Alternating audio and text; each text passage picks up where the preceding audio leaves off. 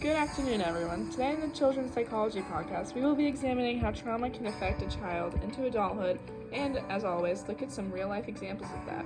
Specifically, let's look at negligence in a child's life. A little background on childhood trauma to begin. The National Child Traumatic Stress Network volunteers some insight on how trauma, particularly neglect, impacts children. This resource gives a solid foundation on how different types of trauma affect kids and how they respond. Negligence, for example, can make it difficult for children to form healthy relationships later in life, whether with parents, friends, or even in romantic partnerships. Neglected children also tend to struggle with expressing their emotions, often acting out aggressively because they haven't learned healthier ways to communicate. What's a really eye-opening fact is how negligence can affect brain development.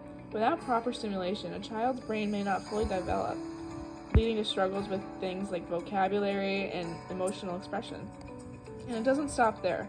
Trauma like this can have long-lasting physical effects too.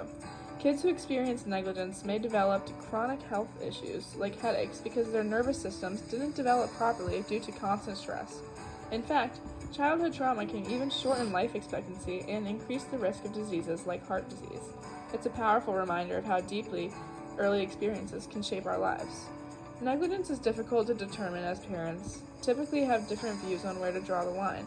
For example, some people believe boredom is necessary in developmental years in order to develop ways to entertain yourself, but some parents are constantly stimulating their children with toys, playing, and television. On the topic of television, screens can be considered a huge form of negligence that people tend to normalize. For example, a baby could be crying or trying to show their parents something, but the parents don't notice or do not give their full attention because they are so addicted to screens. Parents also may turn to screens as a quick fix to occupy their kids, but studies show how overexposure to screens can significantly impact a child's emotional, cognitive development. This is a growing epidemic. Now, let's dive into one of the most severe cases of childhood trauma or negligence, the Menendez brothers.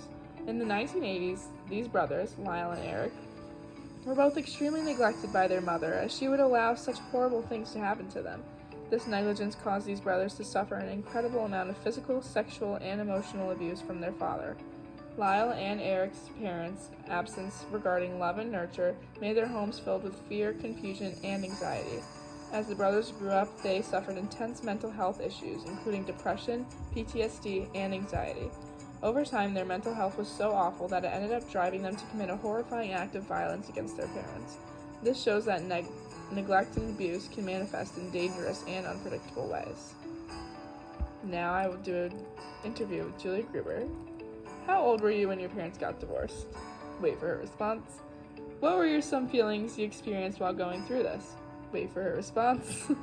Right now in your life, do you notice any difficulty in social settings? What about when dealing with anger?